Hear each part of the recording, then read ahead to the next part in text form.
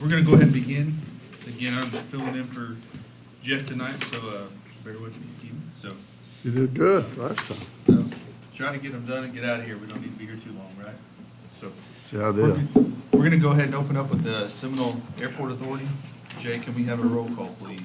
Chris Anson, Here. Trace Connor. Here. Tim Poplin. Eddie Foreman. Here. John Kramer. Here. Larry Church. Here, Corey Crabtree. Here. Dana Miller. Here. Jeff Griffin. We have a quorum. Consideration and action of consent agenda. Second. Roll call, please, Jay.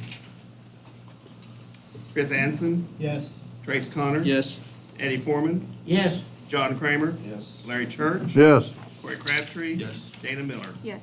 Motion passes. All right. With no items removed from the consent agenda, are there any appearances or petitions from the audience for the Seminole Airport Authority? None? All right. With none, I'll entertain a motion for adjournment. So moved. Second. All in favor? Aye. Any opposed? All right. Moving on to the Seminole Gas Authority. We have a roll call, please, Jay. Larry Church. here, Tim Poplin. Corey Crabtree. Here. Dana Miller. Here. Trace Connor. Here. John Kramer. Here. Chris Anson. Here. Eddie Foreman. Here. Jeff Griffin. We have a quorum. All right. Consideration and action of consent agenda. Move to approve. Second. Roll call, Jay. Larry Church. yes, Corey Crabtree. Yes. Dana Miller. Yes. Trace Connor. Yes. John Kramer. Yes. Chris Anson. Yes. Eddie Foreman. Yes. Motion passes. All right, and there's no items to be removed from the consent agenda. And do we have any appearances or petitions from the audience for the Seminole Gas Authority? All right, with none, I'll entertain a motion for adjournment. So moved. Second. All in favor? aye, Any opposed? All right, moving on. The Seminole Municipal Authority. We have a roll call for this one, Jay. Eddie Foreman. Yes. Here. Corey Crabtree. Here. Tim Poplin. Dana Miller. Here. Larry Church. here, Chris Anson. Here. John Kramer. Here. Trace Connor. Here. Jeff Griffin. We have a quorum. All right. Consideration and action of consent agenda. Move to approve. Second. Roll call, please, Jay. Corey Crabtree. Yes. Eddie Foreman. Yes. Dana Miller. Yes. Larry Church. yes, Chris Anson. Yes. John Kramer. Yes. Trace Connor. Yes. Motion passes. All right, with no items removed from the consent agenda, do we have any appearances or petitions from the audience for the Seminole Municipal Authority? All right, with none, I'll entertain a motion for adjournment, sorry. So moved.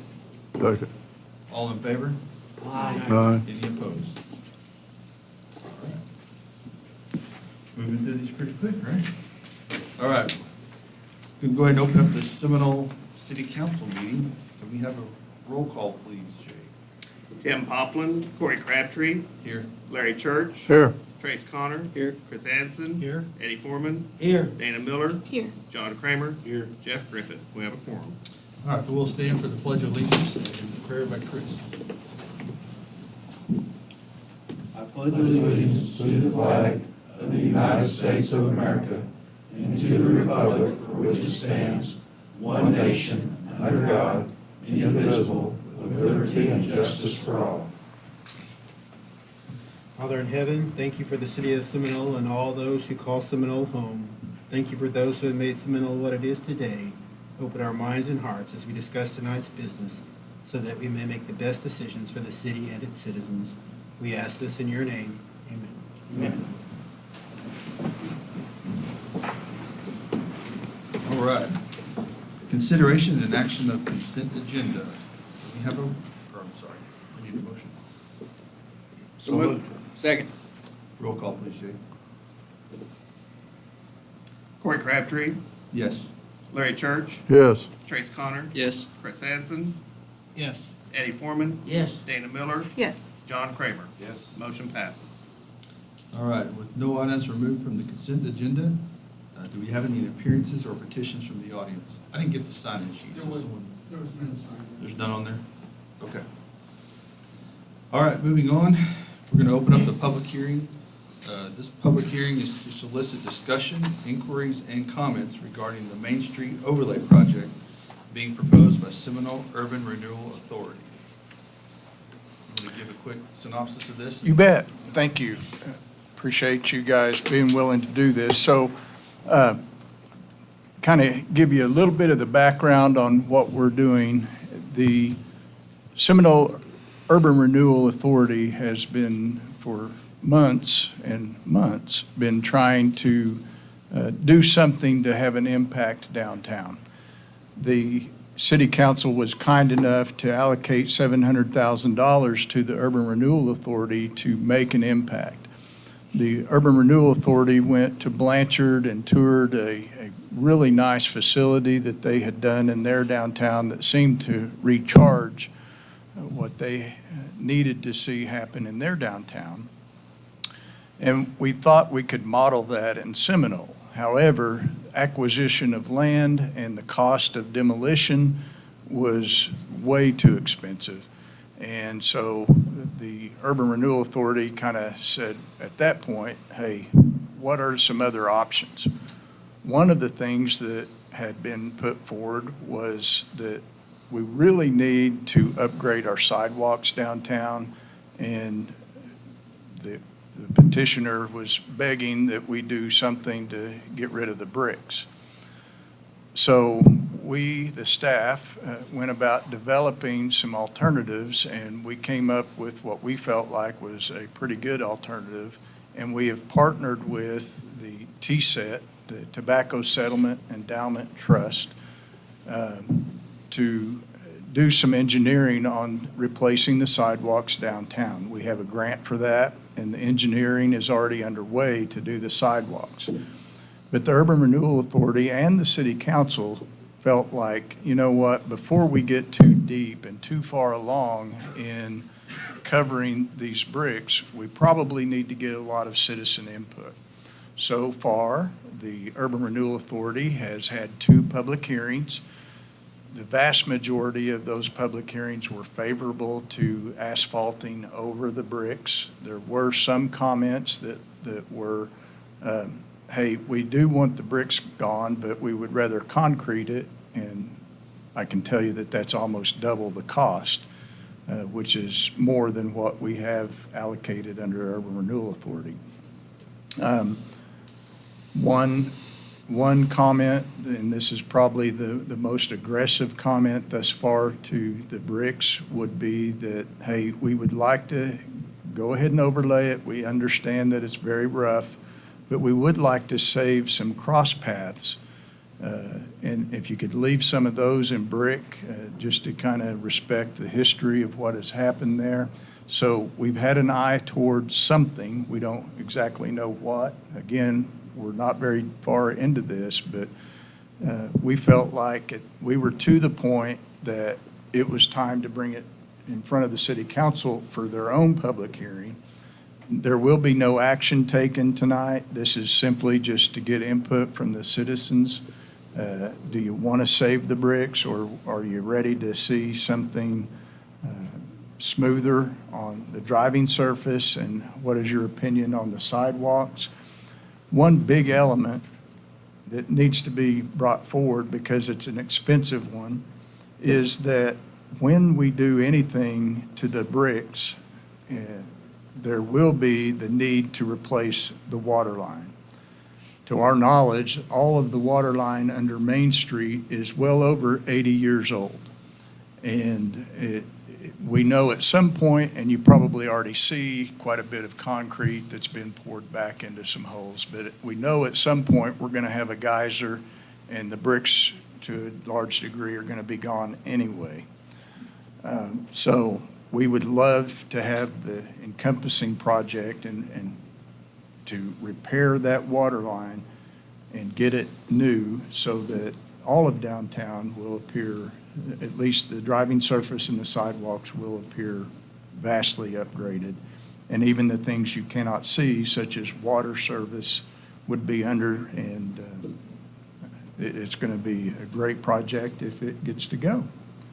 So, Sean, do you have some any PowerPoint that you want to be able to show, or? Yeah, we have that one. Okay. You want to narrate? Or do you want me to?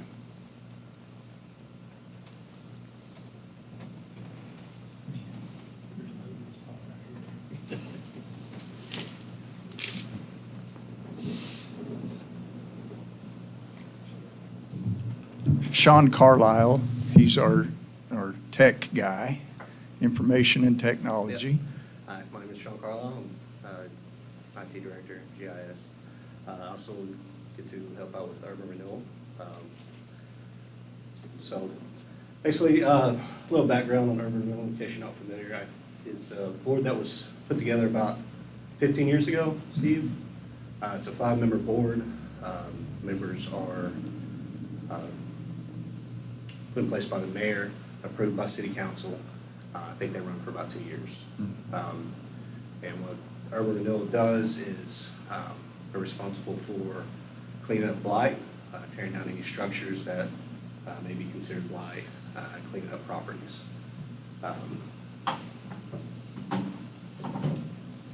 We got some maps up here. What you see on the map is the green is our city limits, purple being the urban renewal authorities area, and the blue is the downtown area, which is where the Main Street project would fall.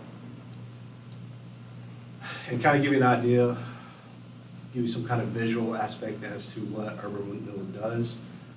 We put together this short video just showing the cleanup that they've done over the past year or so.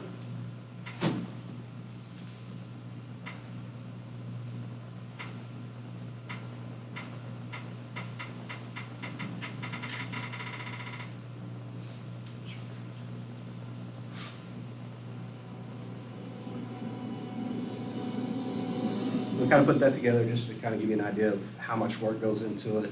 A lot of it's code enforcement, a lot of boots on the ground, getting out there, seeing what needs to be cleaned out, bringing that to urban renewal, and getting approval through that process. Going back to this map, urban renewal is roughly about 16% of the total square miles of Seminole is the area that they cover. Touch on the funds that they have available. You can kind of see how it's grown over the years. 2021, they were working with $30,000 for cleanup. 2022, that jumped up to $100,000, and 2023 went up to $150,000 that they've been able to use to tear down buildings, clean up properties, basically do abatements. Hang on, go back to that, Sean. Okay. So the reason that this number is important is because there shouldn't be any confusion between the $700,000 that the city council allocated for the downtown impact versus the money that had been allocated to do demolitions. This was a significant increase to do more demolition, more cleanup, but in addition to this number, they allocated $700,000 for the downtown impact. Thank you. Here's a map just kind of showing what's been done around town. The diamonds are clusters. They'll show you how many houses or properties fall inside those diamonds to give you an idea of where a lot of the cleanup's happening around town in the urban renewal area. We gave you some numbers to kind of look over. So this is for abatements. 2022, 2023 did a total of 29 abatements that were completed. That's cleanup, that's tearing down houses, the whole gamut. On the high end, one of those cleanups cost us about $10,800. I think that was a 2-story house that involved tearing that down and also cleaning up the property, getting it down to a mobile grade. With the lowest cost coming around $2,000, they average out about $5,257. And just some more visuals of what it looks like. This is on 2nd Street. This is also on 2nd Street, but a little bit further down. And again, these are tore down, completely made, clean. You can run a lawnmower over it, you don't have to worry about anything. Now, this map is showing what code enforcement has identified for demos. They estimate a total need of $229,700, the high cost being $79,500, to the low being around $800. Averaging out about $10,441. And this map's probably a month old, a couple months old, so it may be a little bit out of date at this point, because they're always out there looking. But this goes back, kind of touching on the May 22nd, or May 22 tornado, kind of exacerbated the problem with the cleanup. Here we have a map of the path that the tornado took, kind of ripped through the heart of the urban renewal area. Total of 629 properties affected, ranging from just minor damages to completely destroyed. Kind of focusing in on our Main Street. Here's Oak and Main Street. The building there you see with the roof half tore off, that's been tore down and cleaned up. You see part of it in the alleyway there, the wall fell out on it. And here's Main Street just south of Broadway. And these roofs were tore up. Producer was part of that. Pretty good damage down there. So as far as the funds for downtown rebuild, just wanted to show we really never had funds that were dedicated just for the downtown. Tornado hit, we had $750,000 allocated. That was adjusted down to $700,000 in 2023. Right now we have $700,000 for the downtown cleanup. And kind of what we started looking at was the Blanchard project. I guess Steve found that when Urban Renewal did a tour of it. I didn't get to go, but I've seen some pictures. It was really nice. It was really neat. From my understanding, Blanchard put this together. They wanted to promote small businesses and help, get some tax revenue coming in. And from what I understand, it does pretty well. I was actually kind of looking it up today, and they're having to expand parking for it. So they've had to take some properties around it, tear down some houses so they can have more parking. So we kind of had that idea. We try to run with it, and it's hard. From my experience, it's a lot of work. We threw tons of ideas at the wall to see what would stick. What you're looking at here is Main Street, just south of Broadway. We had plans to kind of do something with that property, kind of give you the idea of what we were looking at. We weren't able to really get anything that would work for what we were wanting in our price range. So we had to move on. Property over on 4th and Broadway. It's kind of looking at that, maybe sizing down the Blanchard project, and had some parking planned. You can see the yellow would have been the footprint for the building, and the blue would have been parking. We were kind of looking into Oak and Main Street. Investigated this property, looked at properties around it. Again, couldn't get any traction on that. Just an overhead view of that. And again, this is just stuff we were trying to throw at the wall, see what would stick, see if we had anything that we can make work. Just kind of give you an idea, we kind of approached this at every angle that we could.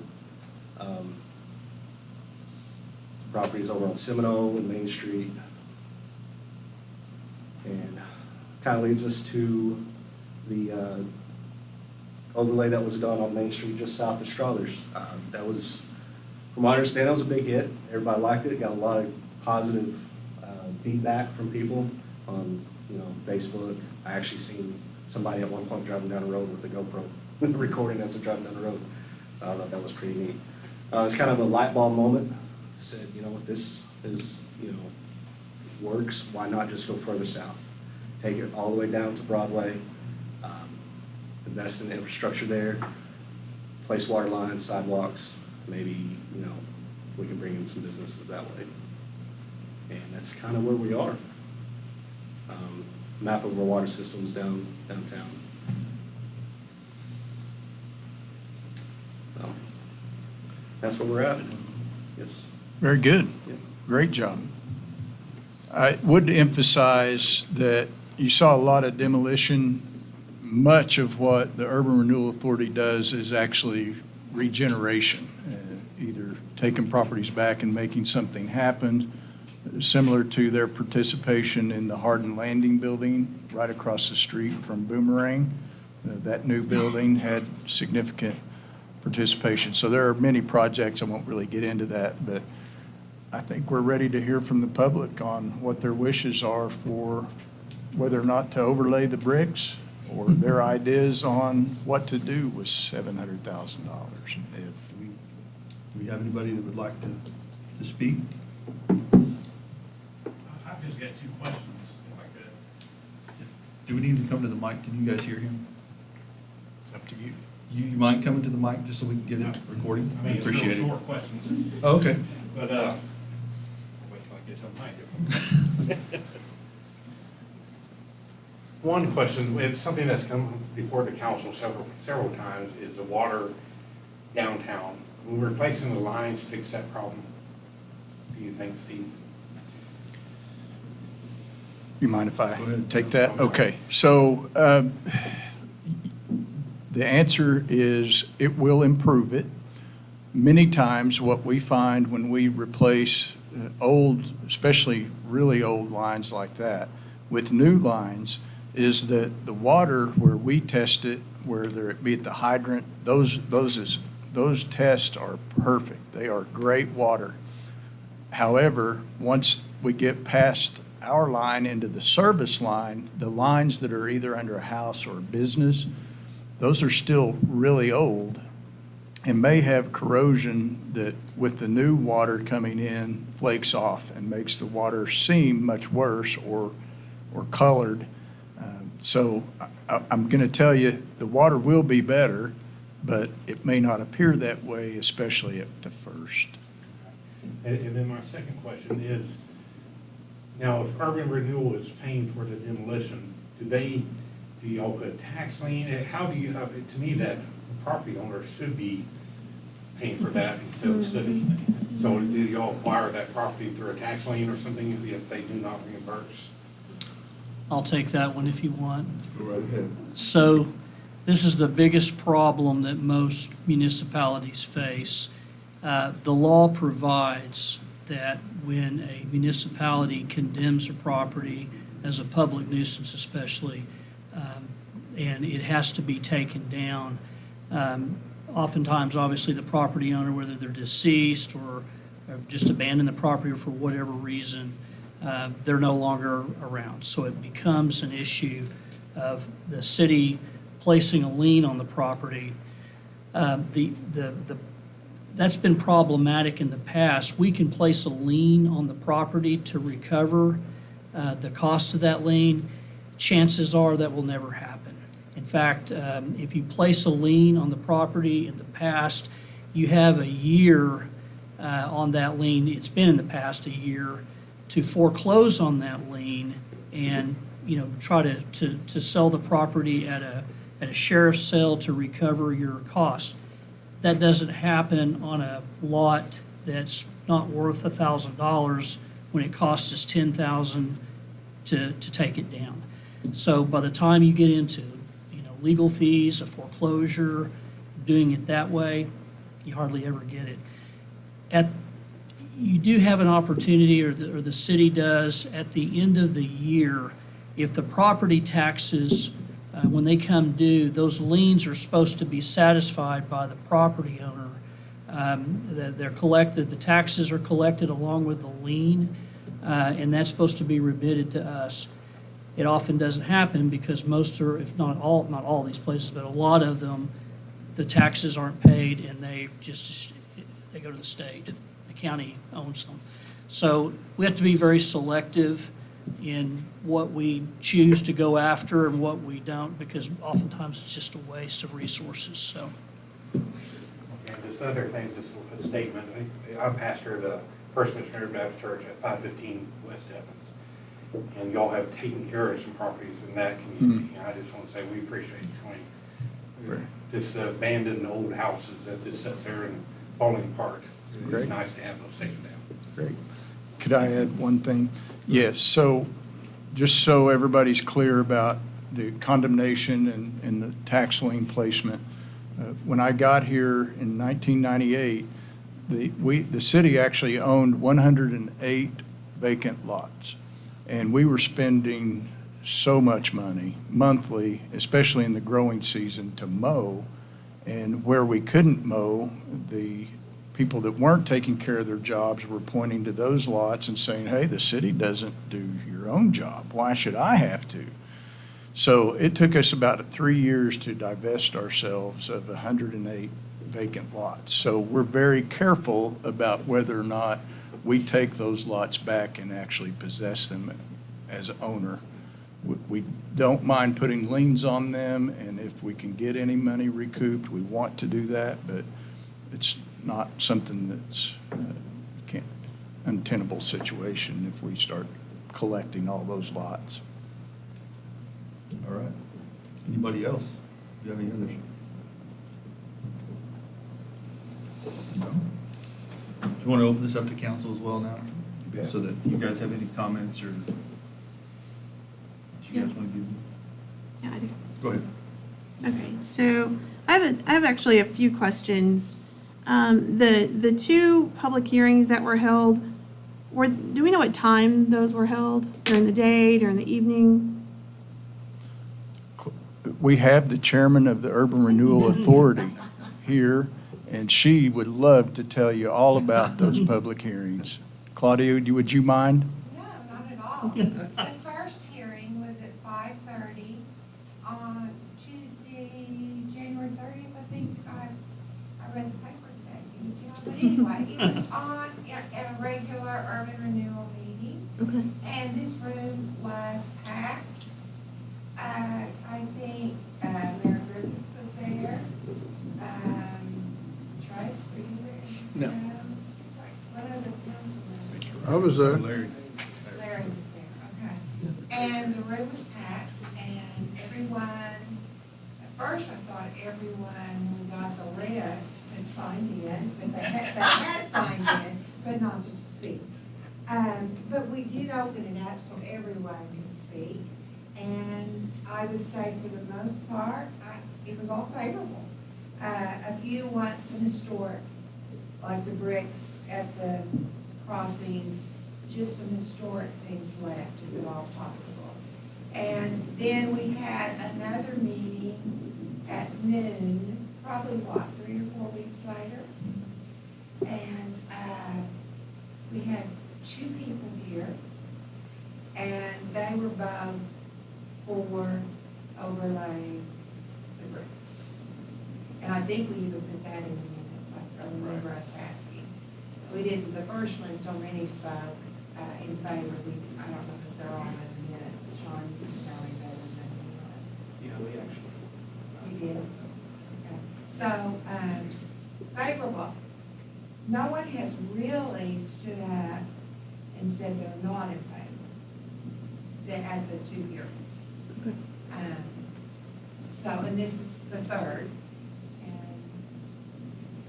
No one. Is there an online survey or an opportunity for citizens to weigh in online if they, they find it difficult to physically make it to the meetings? Not that I'm aware of. Is there an opportunity to do that? Yes, ma'am. If you direct us to do that, it will be done. I will tell you, we've done things similar to that in the past, and what we end up with is a bunch of people that perhaps don't even live in the state, but remember the bricks and their families that installed it. And, they may live in South Carolina and say, hey, I'm not in favor. Well, it's very hard for us to track whether that comment was generated locally or whether it's not. Well, I would ask that we do that.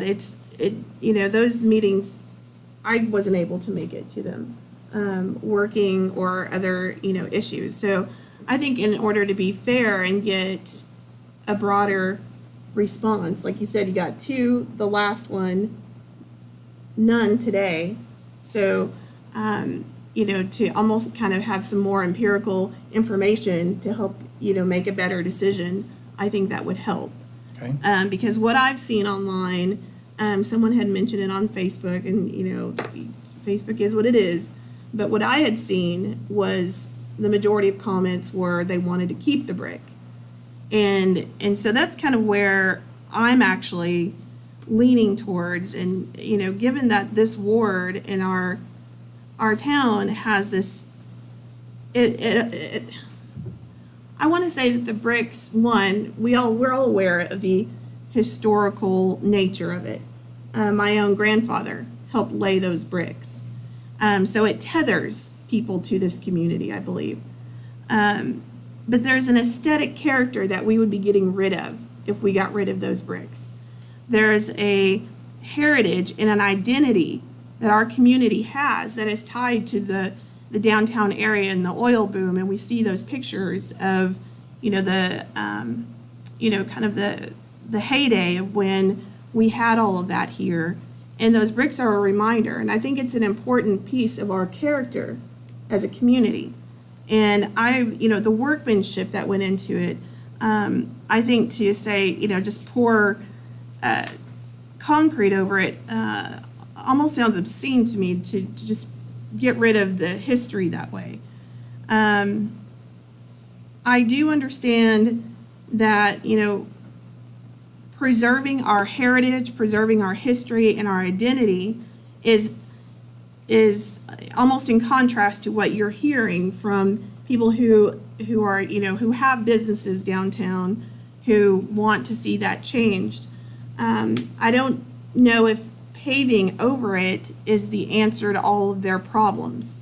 You mentioned the water lines. That may possibly improve it, but it's not a guarantee.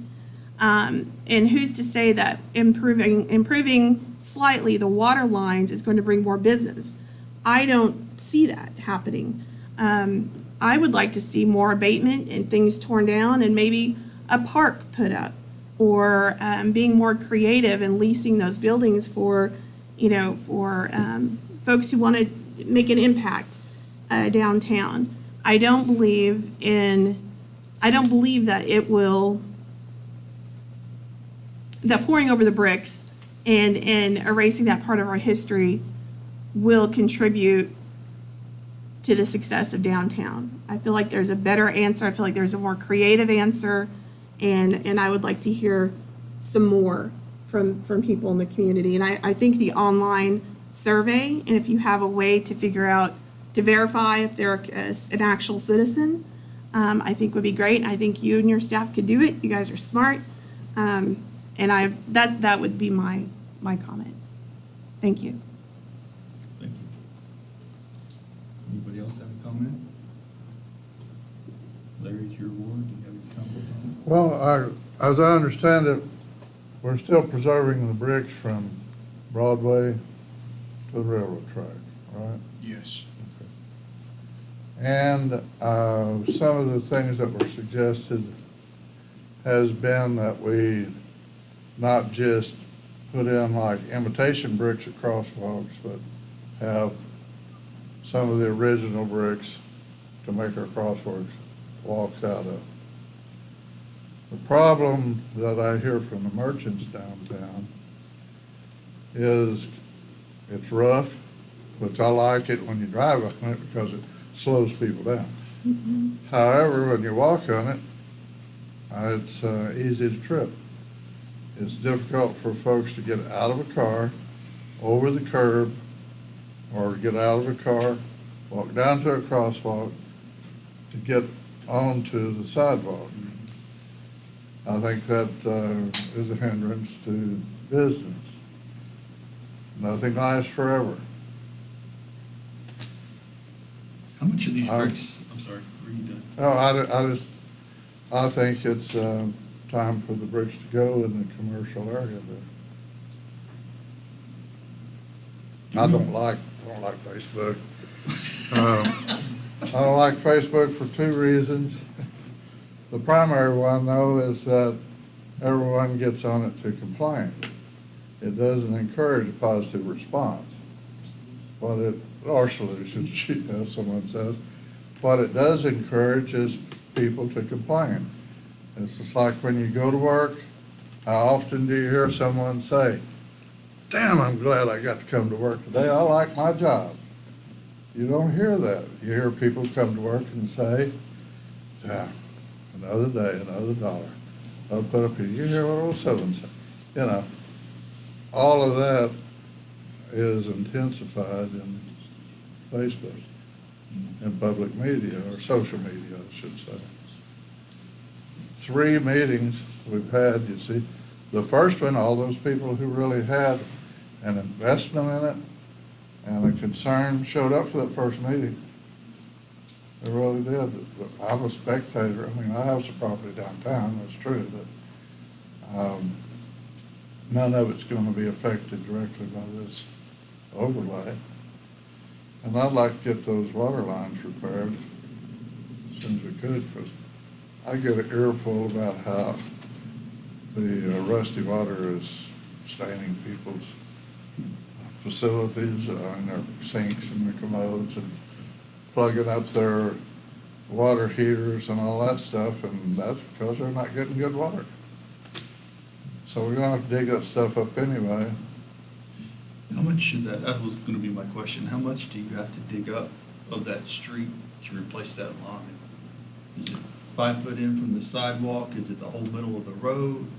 What are we looking at? Yeah, so it's going to be approximately 8 feet off of the curb into the street. The whole way down? Main Street? Yes, yeah, So we're digging up a lot of those anyway. yes. We are one of those businesses that does have the problems. You came and saw. I don't believe, I'm in agreement with you, it won't take care of all of it, but it should take care of some of it. And, you know, we've got some responsibility too. We've got old pipes under our building that if you still shoot fresh water through them and it's an old pipe, it's still gonna be an old pipe. So, I mean, there's some liability and we need to take the responsibility on our side for that or live with it and be okay with it. Install black sinks or something, I don't know, that's what we should. Ours are black marble, so I don't know. But, yeah, I personally, I've lived here all my life, with the exception of 2 years, so I don't have any attachment to the bricks. The comments that I would hear going downtown is there's always a problem with the tripping hazard. You're always stepping up too far on the sidewalks to have to get onto them. That's a complaint of nearly every vendor in the downtown area, I can tell you that. So, we do have a lot of events down there. You have a big event down there every year where there's many people that visit the downtown area, so you've got a lot of people that are walking on them. I'm not I don't have an attachment to them. I know some people do, and it's fine, but I'm not one of them. So I'm okay with whatever you need to do to make it look better.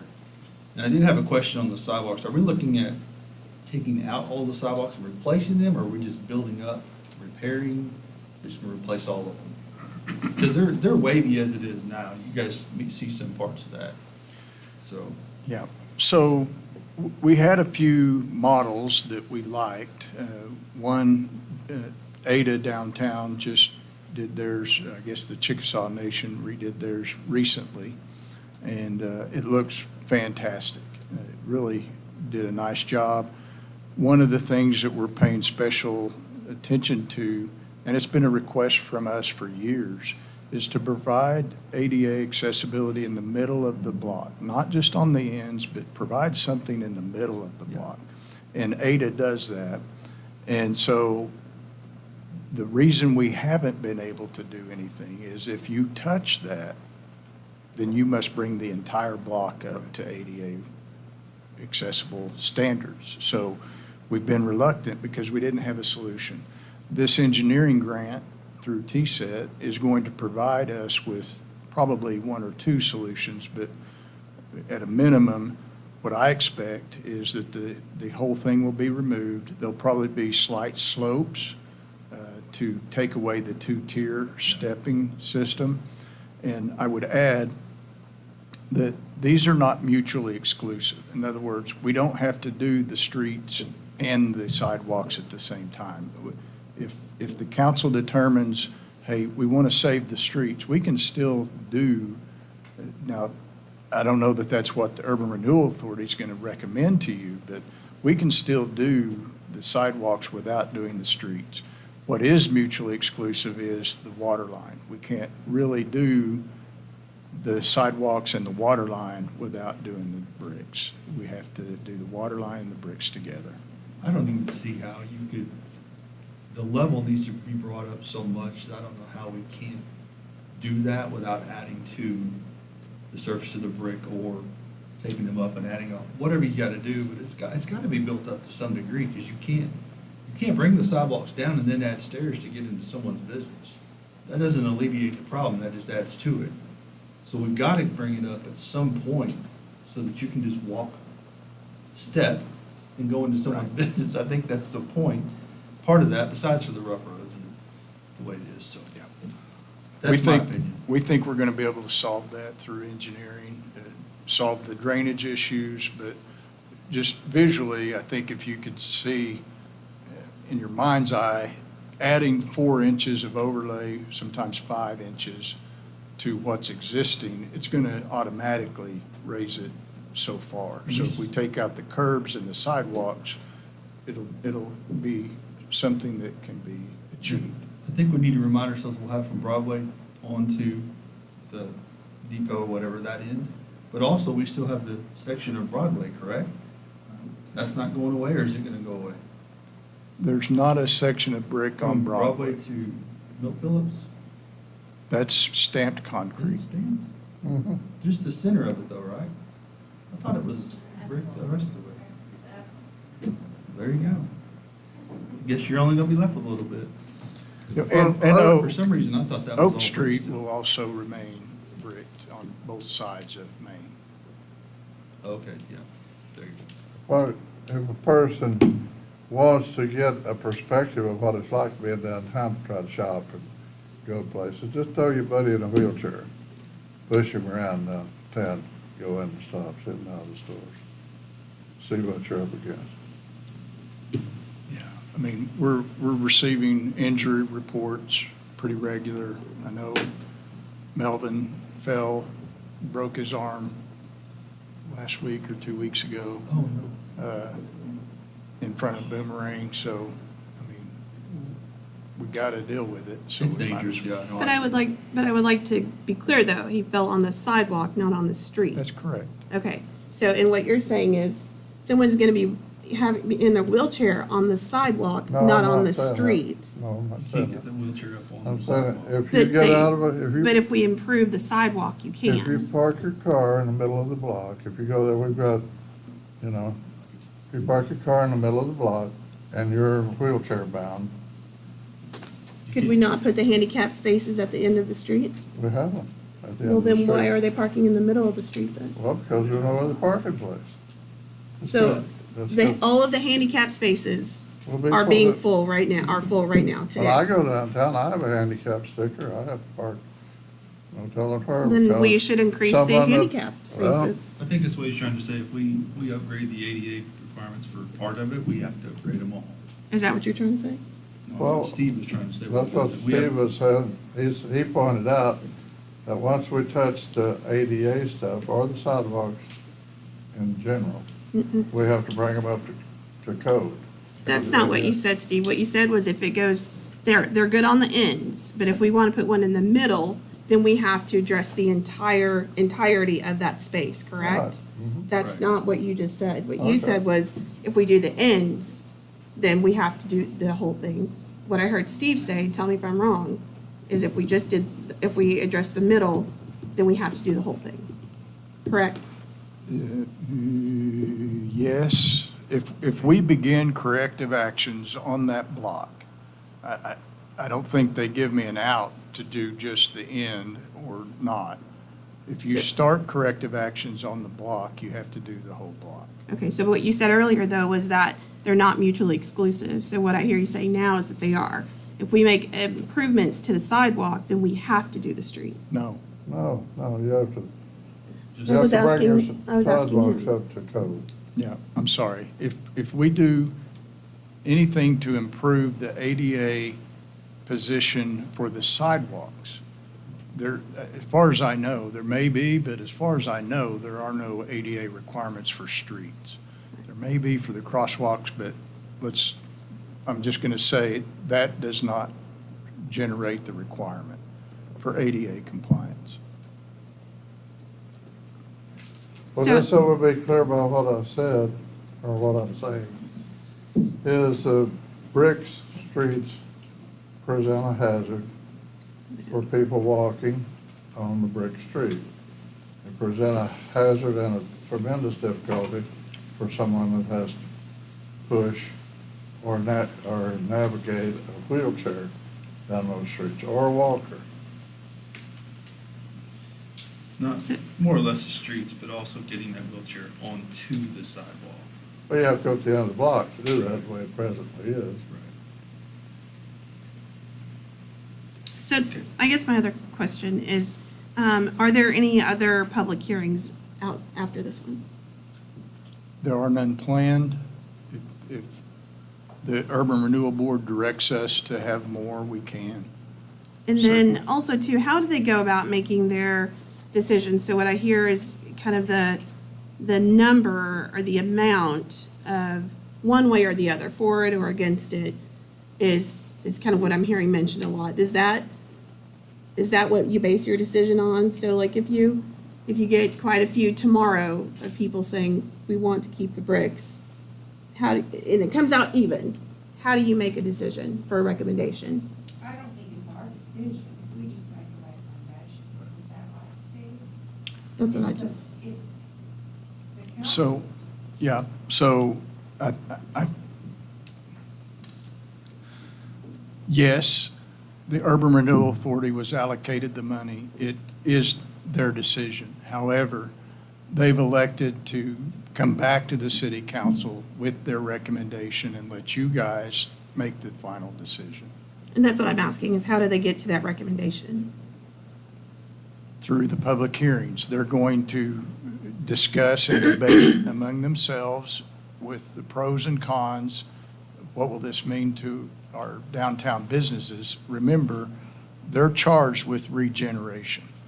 What will provide the most impact for regenerating our downtown? And what they're being told, and I've heard from some of the same people that they have, shop owners believe that their clients are being hindered and won't come down there for specific reasons because of both the street and the sidewalks. And they'll weigh all that, they'll debate it, and then someone is going to make a motion to say, we want to recommend not doing the streets, but do the sidewalks, or we're going to recommend do the whole thing, or we're recommending do nothing. And that's why I'm asking, is if that's the only thing on the table right now. So could it be done in increments? So we improve the sidewalks. The fact that we have an elderly person in our community fall on one of those sidewalks hurts my heart. So, could we look at it in that sense of phases? So the sidewalks, do we see, from there, can we see if there's any more activity or traffic into those businesses and see if that if that solves anything at all? Yeah, I would like to have maybe more input and more discussion about this. I think part of it may be that cause less disruption as you can with the downtown. So if you're gonna do sidewalks and streets, you do it all at once and not multiple times shut businesses down to be in front of their business or shut the traffic down. Maybe that's the reasoning that they see Maybe. it that way, I don't know, but that may be part of it. So I'm sure, we can ask that at the recommendation, how they arrived at that recommendation, so. Steve, we did have one more. Amy wanted to speak real quick. I didn't get to her a while ago, so I apologize. Our Chamber of Commerce Director. I think I know most of you, Amy Britt from the Seminole Chamber. We do have probably, I would guess, the largest event that goes on in Seminole. It is on the first Saturday of April every year for the last 15 years, and it is a nightmare downtown. It is not just me telling you that. It is the 215 vendors that have to set up down there. It is the 5,000 to 10,000 people that come downtown. It is buses of people that want to come to our town, but their how do I say, you're a little bit older, seniors. They're seniors, and a lot of them are either in a walker or a wheelchair or just can't get around and are not mobile accessible. So our streets, and even my employee, Ann, has fallen twice in 2 different things that are downtown. And, you know, not that she's perfect or I'm perfect, but I see people fall often. People come to us and say, they have fallen in front of my business. They have had face injuries. I mean, I'm sure the ambulance people can say, we've had to call, or this business called us because somebody was injured. And I don't know, I'm not an attorney. However, I think we're really risking liability, and not me necessarily, but me because I put on an event, but the city and business owners are really taking on that. And as an insurance person, then it gets sticky. So let's see, it's a sidewalk and road, so I don't own that, I only own the business, so who's gonna get sued? And that's just, people are sue happy. So unfortunately, you know, yes, some people like the bricks, I'm kinda like with a lot of other people, I could care less. They have talked about making planters out of them or selling them to even raise money or whatever. But the overlay on the other end of Main Street, which is where the food pantry is phenomenal. It is awesome to be able to get in and out of your vehicle, to unload. We have a lot of seniors. We have people that, I mean, they literally push your shopping cart out to their vehicle, and they can't park in the parking lot because there's only 3 spaces in front of the pantry. So they have to push it down the road. When it's brick, they can't do that. And so it is, in my opinion, and I would probably venture to say that my board would support me 100% unanimously, it is in the best interest of downtown to overlay if we can afford it. And to do it all at once would save money. I think that if we did it all at once, you don't want to break it up. I mean, you just could save money and time.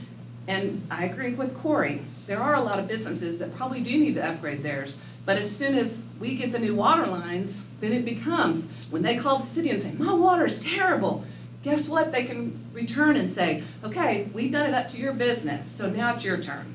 If you want clean water, get new pipes.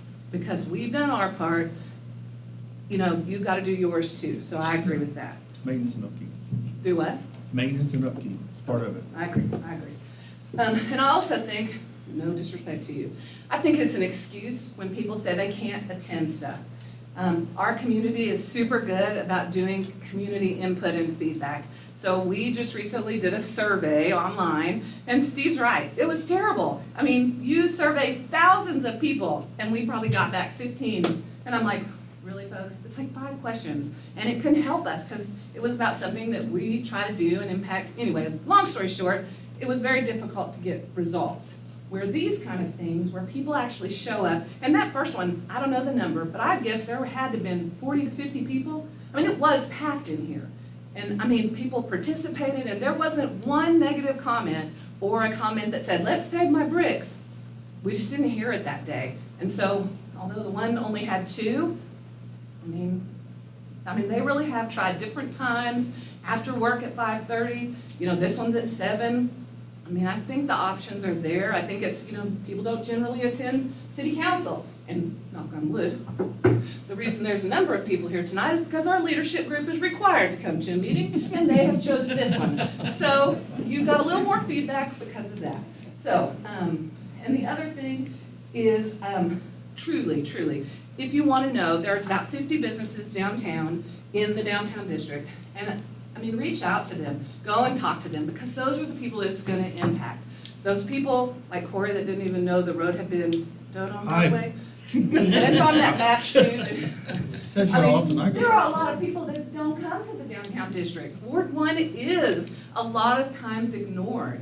However, when the downtown district and the chamber and the American Legion and the city and all of us, you know, are really trying to get people to come downtown and shop small businesses where businesses can actually afford to rent. I mean, those kind of, it's not a little, it's going to be a costly investment, make huge differences. And so for somebody to be able to say, okay, instead of paying $2,500 a month, I might be able to get it for $800 a month, but I don't want my people to get hurt when they come to visit me. So that's all my 2 cents. Thank you. Do we have any other council members that want to respond? We were on council for a little while. Everybody good? No other input? Okay. We're gonna go ahead and close the public hearing then. Is that all right with everybody? You good? Can I ask before you close it? Absolutely. I'm asking on behalf of the Urban Renewal Board, because I know they're going to ask me, how many more public hearings would you like to see as a city council member? Is it one more, three more, five more? And are there specific times that you think we might want to have them to catch people that may not have had an opportunity? You want us to respond individually? Zero. Okay. I'd Yeah, I'd support rather that. I'd rather not respond individually. That's probably like a vote, right? So I don't have it on the agenda to vote on anything, but, Okay, we'll get with you afterwards. okay, all right. Spare Yeah, everybody. text me what you think. Not now, but later. All right. All right, we'll go ahead and close the public hearing now on that matter. All right, moving on to mayoral proclamation, or presentation, I'm sorry. This is a mayoral proclamation for April 2024 to designate this as Autism Awareness Acceptance Month, actually. I'm going to read this. I know Jeff usually reads these, so I'm going to read them. It's kind of lengthy, so just bear with me. But whereas autism affects an estimated 1 in 36 children and is a complex disorder that affects each person differently, resulting in unique strengths and challenges, and whereas autism can cause challenges with verbal and nonverbal communication, social interaction, and repetitive behaviors, and can affect anyone regardless of age, race, ethnicity, gender, or socioeconomical background, and whereas autism is often accompanied by medical conditions that impact quality of life, and whereas a comprehensive, collaborative approach will help to advance research, providing a better understanding of the many forms of autism while strengthening advocacy efforts and ensuring access to services and resources throughout the lifespan.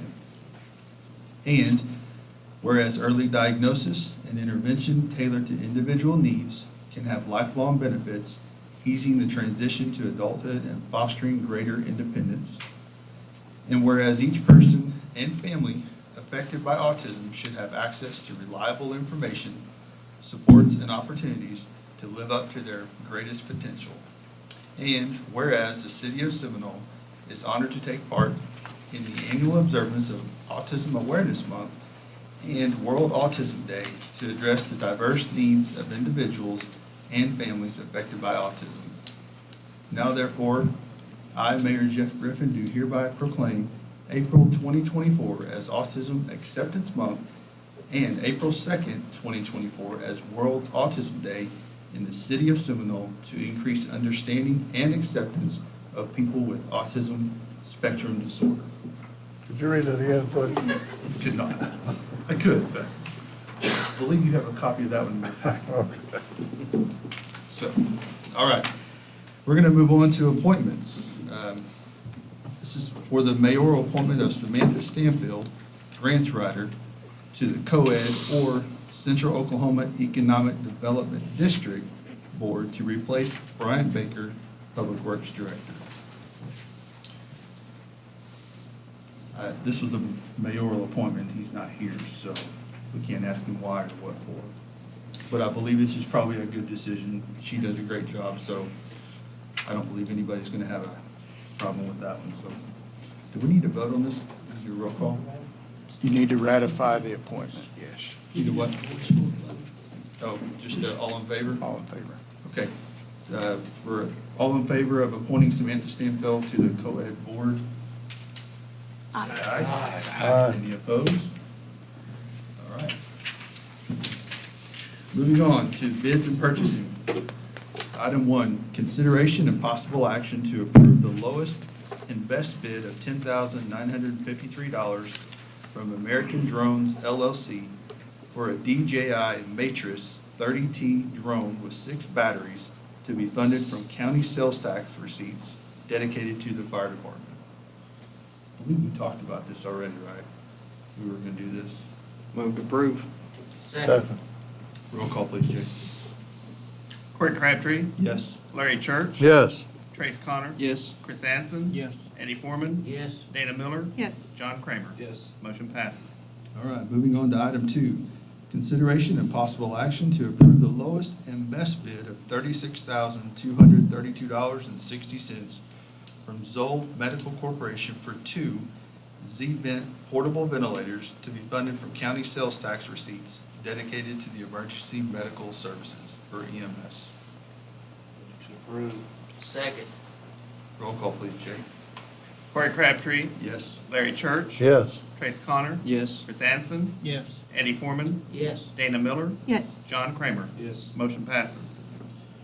All right, under bids and purchasing, this is under the addendum. But 2A is consideration and possible action to approve the sole source bid through Omnia of $15,542 from Game Time for a 10-person replacement swing set at Northwood Park, a budgeted capital improvement project for fiscal year 2023 to 2024.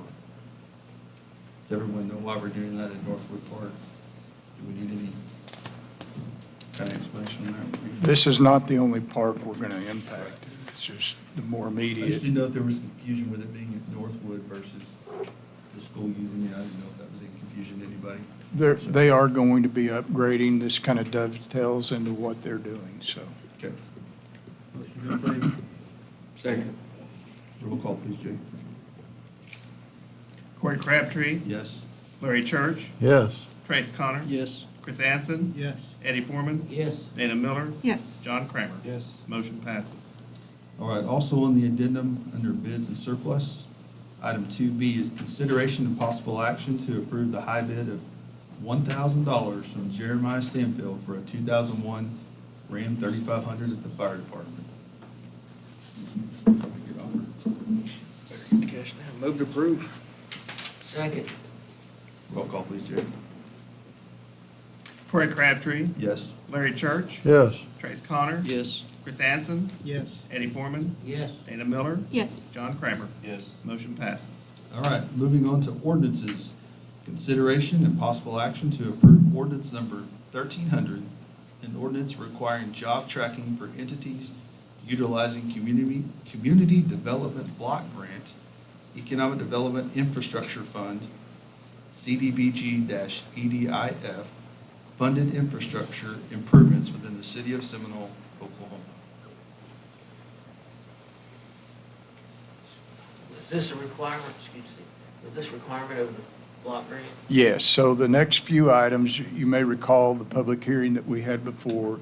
This is in regard to the Community Development Block Grant, EDIF, that we've done for Latham Pools to construct a parking lot at the industrial park. So the next three or four items are basically complying with what it's going to take to get those funds released to do the project. Move approval. Second. Roll call, please, Jay. Corey Crabtree, Yes. Larry Church. Yes. Trace Connor. Yes. Chris Anson. Yes. Eddie Foreman. Yes. Dana Miller. Yes. John Kramer. Yes. Motion passes. All right, under resolutions, consideration and possible action to approve resolution number 2024-01, a resolution to track future beneficiaries of the CDBG-EDIF funded infrastructure improvements encompassing Latham Pool Products Incorporated and any other entity utilizing said funding. Motion to approve. Second. Roll call, Jay.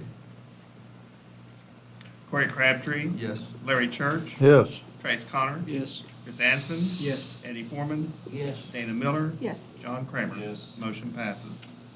All right, under current business, consideration and possible action to approve the statement of compliance required by the Oklahoma Department of Commerce's Small Cities CDBG EDIF finance contract number 19386, CDBGED 23 special conditions for the Latham Pool Products Incorporated construction of public infrastructure. Motion to approve. Second. Roll call, please, Jay. Corey Crabtree, Yes. Larry Church, Yes. Trace Connor. Yes. Chris Anson, Yes. Eddie Foreman, Yes. Dana Miller, Yes. John Kramer. Yes. Motion passes. Item 6, consideration and possible action to approve a CDBG-EDIF award of $423,314 from the Oklahoma Department of Commerce to be used for the construction of a parking and access road infrastructure in support of Latham Pool Products Incorporated. Move approval. Second. Roll call, Judy. Corey Crabtree, Yes. Larry Church. Yes. Trace Connor. Yes. Chris Anson. Yes. Eddie Foreman, Yes. Dana Miller, Yes. John Kramer. Yes. Motion passes. All right, moving on to item 7. Consideration and possible action to remove the obsolete and damaged equipment at Dinosaur Park and replace it with sand for use as volleyball court as recommended by the park board. Evidently that stuff's in pretty bad shape. It is. We had an inspection from our insurance company this week, and they basically said, "What are you doing?" Get rid of it. Yeah, this needs to be closed immediately, so. Not so. We don't? We just need it all in favor? All right. Anybody else want to comment on motions? You said we just need to do You don't have to do motions though. Move to approve. Still need motion? Okay. Move to approve. Okay, second. All in favor? Aye. Any opposed? All right. All right, moving on to remarks and inquiries of mayor and council members. Start with, I'm gonna save mine for last. Let's start with Ward 1, Larry Church. Well, gee, I don't know what to say, except that I don't feel like that we're here to govern by poll or by survey. I think that, at least as I see it for my part, is that I'm here because people somehow have felt like that I can make good decisions in their behalf. And I get phone calls from constituents about different issues that are facing the city, but no one has called me up and said, well, we really should do a poll before you decide what you're going to do, before you make a decision. And I think that this body has made good decisions about things in the past. Some of them I wish that y'all hadn't made. I'm sure you feel that way about my ideas on stuff too. So we're here to kind of hash things out, figure out what's in the best interest of the city, and I think that we do that really well, because I think we get good guidance from our staff and from the citizens in the community. I thank you for that. I wish more people participated, showed up for meetings, things like that, but they just don't. They don't. Yeah. I almost didn't come tonight. It's my anniversary not here tonight. Yeah, I'll say what I'm saying. So thank you for putting up with me, and thank you for the effort that you put forward for this city.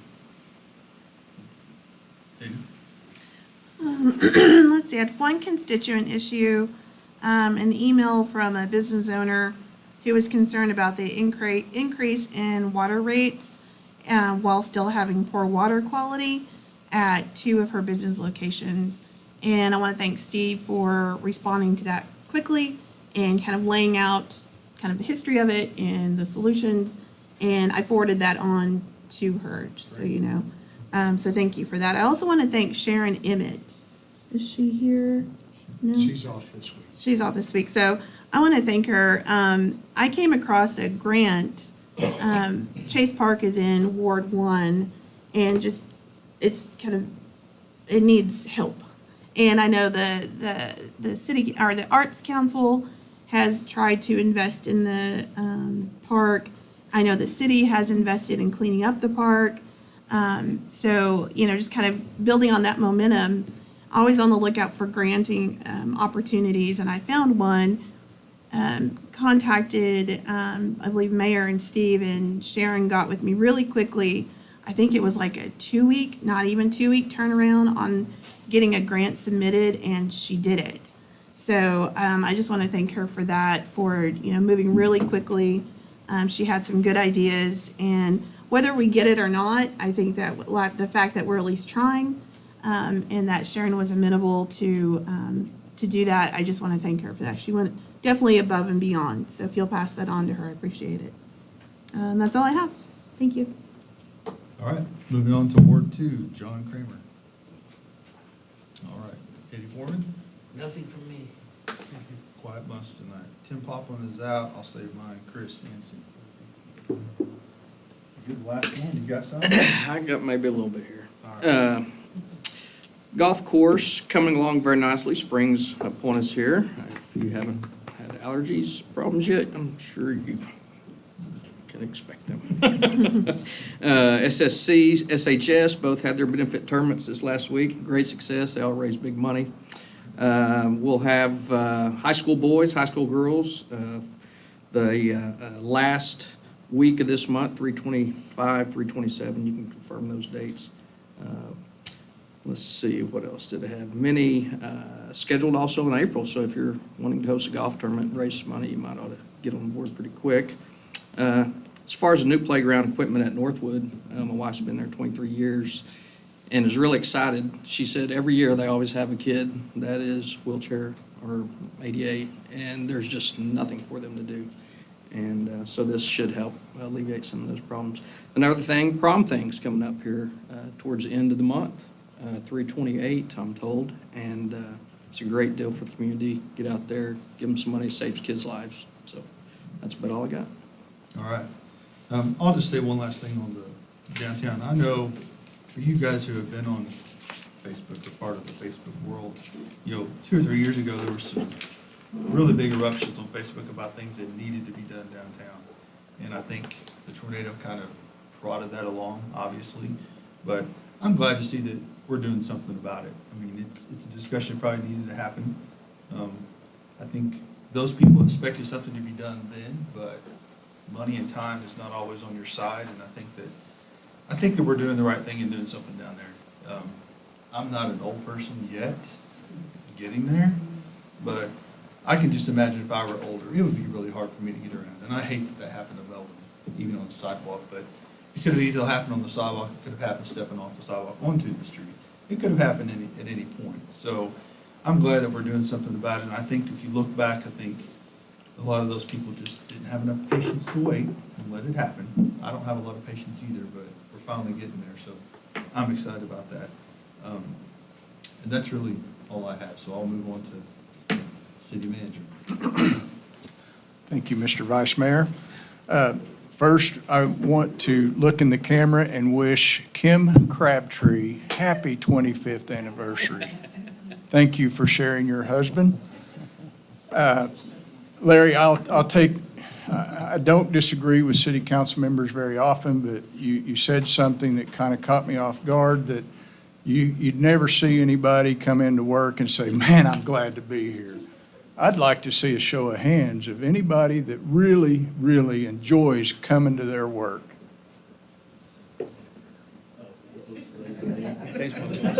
Higher department heads, higher. That was supposed to be really high. We get a lot. Seriously, we do enjoy what we do. All right, Made in Oklahoma, April 6th. We don't have a date yet on the free wheel bike tour that's going to be coming through Seminole, do we? Don't know the date yet. Seminole State announced this morning that they will be hosting the College Regional, which I think is like 2 or 3 states, right? They'll be hosting that in Seminole, May 9th through 12th. 4 days. So they'll be here for 4 days. It's a big, big deal. They've expanded the parking lot. If you haven't been out there, they've expanded the parking lot in expectation of seeing a lot more cars in Seminole. Family Entertainment Center is coming along slower than I want it to, but if you drive out there, we've cut some inroads to be able to do the soil sampling that needs to be done, soil core test, and we're underway with that. The water tower that we're expected to see through the EPA grant that Stephanie Bice has seen to, that we're kind of stuck on getting the deed from the current property owner. That's in the works.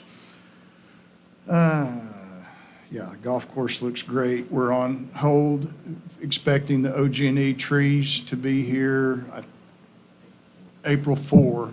The OG&E is bringing in a lot of trees. I think we're getting 40 there, and the citizens will be able to collect 100, roughly 100, maybe 80 other trees. If you want to get in line on April the 4th, you'll be able to pick up some of the trees that they bring.